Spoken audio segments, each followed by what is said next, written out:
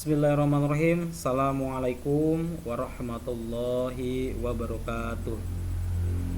Alhamdulillah, puji dan syukur marilah kita panjatkan kehadirat Allah Subhanahu wa taala ya, atas semua nikmat dan hidayah yang diberikan kepada kita semua, sehingga Bapak dan kalian semua bisa kembali lagi ya, bertatap muka walaupun secara online ya. Anak-anak, apa kabar kalian semuanya? Mudah-mudahan dimanapun kalian berada, kalian tetap dalam keadaan sehat walafiat ya.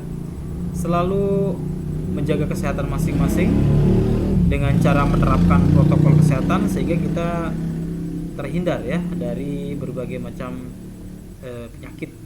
Nah, jadi tetap menjaga diri ya supaya tetap sehat ya. Nah, kita akan belajar tentang apa nih kali ini? Bapak akan menjelaskan mengenai teknik pengolahan bahan pangan serealia, kancang-kancangan dan umbi menjadi makanan atau minuman. Minggu yang lalu kita sudah belajar tentang definisi atau pengertian dari bahan pangan ya. Lalu kita juga sudah belajar tentang jenis dan manfaat atau karakter dari bahan pangan serealia, kacang-kacangan dan umbi ya. Nah, ini dia teknik pengolahan yang Bapak maksud. Jadi ada dua macam teknik pengolahan ya, bahan pangan menjadi makanan dan minuman. Yang pertama disebut teknik pengolahan pangan basah atau moist head, dan yang kedua disebut dengan teknik pengolahan pangan kering atau dry head cooking ya. Nah, kedua-duanya merupakan teknik pengolahan bahan pangan serealia, umbi dan kacang-kacangan. Nah, bedanya apa? Nah, di sini dijelaskan bahwa teknik pengolahan pangan basah itu adalah pengolahan bahan makanan dengan menggunakan bahan dasar cairan seperti air, kemudian susu, santan dan kaldu untuk mematangkannya. Jadi media pengolahannya adalah bahan dasar cair berupa air, susu, santan dan kaldu. Nah, di mana suhu cairannya itu ya tidak boleh lebih dari suhu didih. Jadi nggak boleh sampai airnya itu mendidih ya. Nah, itulah yang dimaksud dengan teknik pengolahan pangan basah ya. Nah, yang kedua, apa yang dimaksud dengan teknik pengolahan pangan kering atau dry heat cooking? Yaitu teknik pengolahan makanan tanpa bantuan bahan dasar cairan untuk mematangkannya. Jadi kalau pengolahan pangan basah di sini ada media air untuk mematangkannya, maka kalau teknik pengolahan bahan kering itu tidak menggunakan bantuan bahan dasar cairan. Ya, itu dia bedanya dua teknik pengolahan bahan pangan tadi ya. Nah, apa saja yang termasuk teknik pengolahan bahan pangan ya yang panas basah atau moist head ya? Ini ada beberapa. Yang pertama disebut dengan teknik boiling. Kemudian yang kedua disebut dengan teknik boxing ya. Kemudian yang ketiga atau yang C disebut dengan teknik braising. Lalu ada teknik stewing, ada teknik steaming, teknik simmering, dan yang terakhir adalah teknik mengetim. Jadi ini adalah teknik-teknik atau metode-metode yang bisa digunakan untuk mengolah bahan pangan basah ya, atau moist head. Nah, kira-kira bedanya apa? Mari kita lihat satu persatu. Nah, teknik pengolahan pangan panas basah atau moist head itu yang pertama adalah teknik merebus. Nah, ini semuanya pasti pernah melakukan kegiatan merebus ya, merebus telur, merebus indomie dan sebagainya ya. Apa yang dimaksud dengan teknik merebus atau boiling? Yaitu mengolah bahan makanan dalam cairan yang sudah mendidih. Jadi medianya air yang sudah mendidih ya, mendidih. Air mendidih itu pada suhu 100 derajat Celcius. Itu ya, tandanya adalah ketika airnya itu sudah mengeluarkan letupan-letupan ya. Maka itulah ya kondisi air yang mendidih. Nah, cairan yang digunakan itu bisa berupa air. Jadi ada air, ada kaldu dan susu ya. Nah, bagaimana caranya? Ya, tentu saja caranya adalah bahan makanan dimasukkan ke dalam cairan yang dingin atau dalam air yang telah panas ya. Itulah yang dimaksud dengan teknik merebus. Rata-rata semuanya pasti sudah mampu yang melakukan teknik merebus makanan ini ya. Kemudian yang kedua adalah teknik merebus menutup bahan pangan atau poaching ya. Apa yang dimaksud dengan teknik merebus menutup bahan pangan? yaitu cara memasak bahan makanan dalam bahan cair sebatas menutupi bahan makanan yang direbus. Api yang digunakan adalah api yang kecil dan titik didihnya sekitar 92 sampai dengan 96 derajat Celcius ya. Jadi nggak sampai 100 derajat Celcius. Nah, misalnya bahan makanan yang digunakan dalam teknik ini adalah bahan makanan yang lunak ya, bahan pangan yang lunak atau lembut dan tidak memerlukan waktu lama dalam memasaknya. Misalnya apa saja? Misalnya buah-buahan, ya, sayuran, telur dan ikan ya. Nah, media cair yang digunakannya adalah kaldu ya, yang diberikan asam, cuka dan susu. Jadi inilah yang dimaksud dengan teknik merebus menutup bahan pangan ya. Jadi direbus dan bahan pangannya ditutup. Kemudian yang berikutnya yang C, yaitu teknik merebus dengan sedikit cairan atau braising. Jadi media cair yang digunakannya sedikit ya. Nah, yang dimaksud dengan teknik merebus dengan sedikit cairan adalah teknik pengolahan bahan braising, yaitu merebus bahan makanan dengan sedikit cairan, kurang lebih sekitar kira-kira setengah dari bahan yang akan direbus ya. Di mana? Di dalam panci yang tertutup. Apinya dikecilkan secara perlahan-lahan. Nah, dampaknya atau efek dari braising ini sama dengan menyetup ya, yaitu untuk menghasilkan bahan makanan yang lebih lunak dan aroma yang keluar menyatu dengan cairannya. Ya, ini yang ketiga ya. Kemudian yang D, yaitu teknik menggulai atau stewing. Nah, pada metode ini bahan makanan terlebih dahulu ditumis. Ya, ditumis bumbunya, disiapkan bumbunya lalu ditumis dan kemudian direbus dengan cairan yang berbumbu dan cairan yang tidak terlalu banyak dengan api yang sedang. Nah, tujuannya apa? Tujuan penggunaan api yang sedang dan dalam waktu yang lama supaya aroma dari bahan makanan keluar dengan sempurna. Ya. Nah, pengolahan dengan teknik ini harus sering diaduk ya. Jadi bahan pangannya pada saat direbus itu diaduk ya. Kemudian diaduk secara hati-hati supaya tidak mudah hancur ya. Nah, media cair yang digunakan yaitu air, susu, santan dan kaldu. Nah, itu yang dimaksud dengan teknik menggulai atau stewing. Kemudian berikutnya adalah teknik mengukus atau steaming. Nah, pada metode teknik mengukus ini bahan makanan ya adalah memasak bahan makanan dengan uap air yang mendidih. Sebelum mengukus bahan makanan, alat pengukus yang sudah berisi air harus dipanaskan terlebih dahulu. Jadi alat pengukusnya dipanaskan terlebih dahulu, kemudian hingga mendidih dan mengeluarkan uap. Lalu baru bahan makanannya dimasukkan ya pada steamer atau pada alat pengukusnya. Apa yang terjadi? Uap air panas akan mengalir ke sekeliling bahan makanan yang sedang dikukus. Dampaknya adalah makanan menjadi lebih lunak dan lembut. Nah, gizi bahan makanan tidak banyak yang hilang karena tidak bersentuhan dengan air. Misalnya bahan makanan yang diolah dengan teknik seperti ini adalah puding, ya ada bolu, sayuran, ikan dan ayam. Nah, ini gambarnya ini ya. Teknik mengukus, dikukus ya. Kemudian yang berikutnya adalah teknik mendidih atau simmering.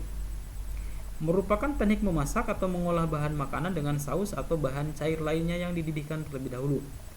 Lalu api dikecilkan di bawah titik didih, kemudian direbus lama. Nah, sehingga di permukaannya nanti muncul gelembung-gelembung kecil. Biasanya digunakan untuk membuat kaldu yang mengeluarkan sari ya. Ekstrak itu sari. Jadi digunakan untuk membuat kaldu yang mengeluarkan sari atau ekstrak dari daging yang direbus. Nah, ini contohnya ya, ini gambarnya. Ini merupakan teknik mendidih atau simmering ya. Nah, yang terakhir adalah teknik mengetim. Nah, apa itu yang dimaksud dengan teknik mengetim? Memasak bahan makanan dengan menggunakan dua buah panci yang berbeda ukurannya. Jadi pancinya ada dua ya dengan ukuran yang berbeda. Nah, di mana salah satunya itu berukuran lebih kecil ya. Nah, memang memerlukan waktu yang lama ya. Nah, misalnya apa? Misalnya membuat nasi tim dan coklat. Jadi membuat coklat itu merupakan teknik mengetim ya. Nah, itu dia beberapa teknik pengolahan bahan pangan panas basah atau moist heat ya. Nah, yang berikutnya adalah teknik pengolahan pangan panas kering. Nah, kalau tadi panas basah, sekarang teknik pengolahan pangan panas kering atau biasa dikenal dengan sebutan dry heat cooking. Terdiri dari yang pertama adalah deep frying, yang kedua adalah shallow frying, kemudian sauteing ya. Kemudian ada baking dan yang terakhir adalah grilling. Ya, jadi ada 1 2 3 4 5 teknik pengolahan pangan panas kering ya atau dry heat cooking ya. Nah, bedanya apa saja ya? Kita lihat. Yang pertama adalah dengan teknik menggoreng dengan minyak banyak atau deep frying ya.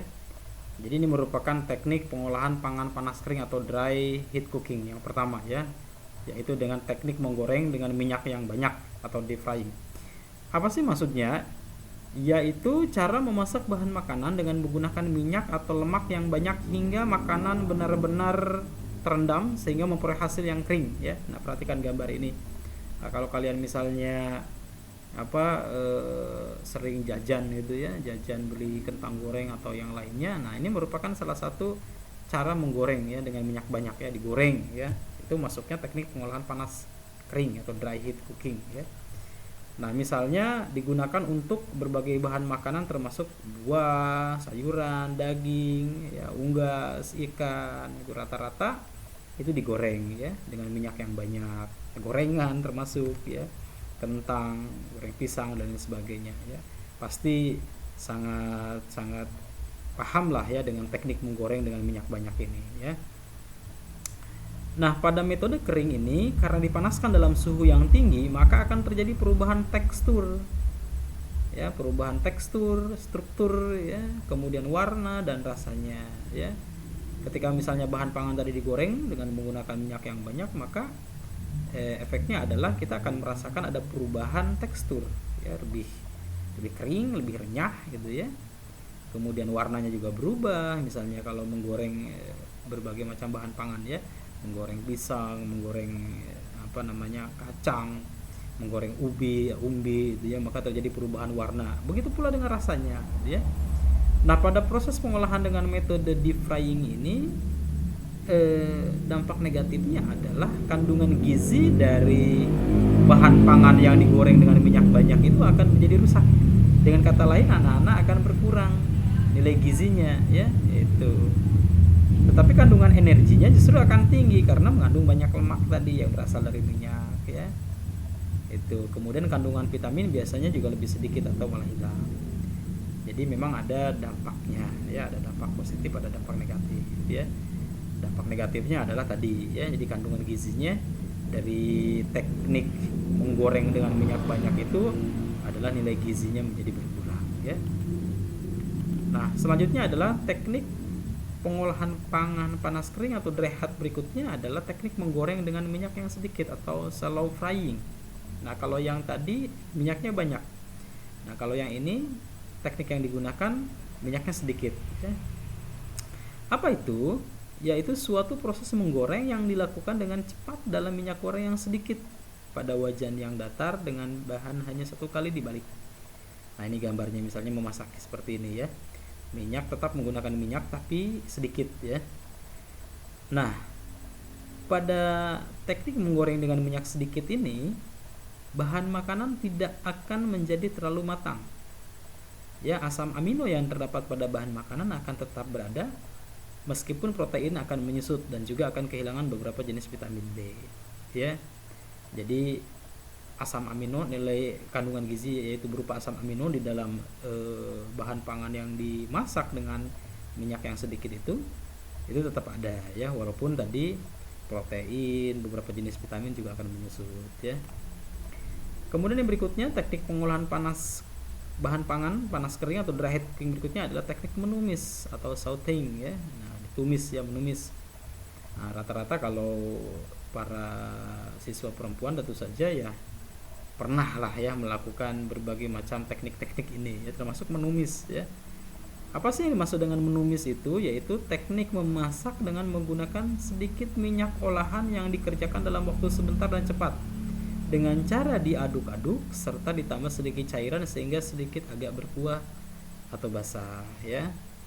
Menumis sayuran, berbagai macam bahan pangan, sayuran ya dan sebagainya. Nah, sebelum menumis dilakukan, bahan pangannya dipotong dengan irisan ya. Kemudian dipersiapkan terlebih dahulu. Biasanya menggunakan minyak zaitun atau minyak yang lain ya, yang mengandung nilai yang sehat ya dan membantu menurunkan kadar kolesterol berbahaya.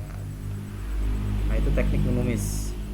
Kemudian yang berikutnya adalah teknik memanggang atau baking ya, yaitu teknik pengolahan bahan pangan di dalam oven dengan panas dari berbagai macam arah tanpa menggunakan minyak atau air.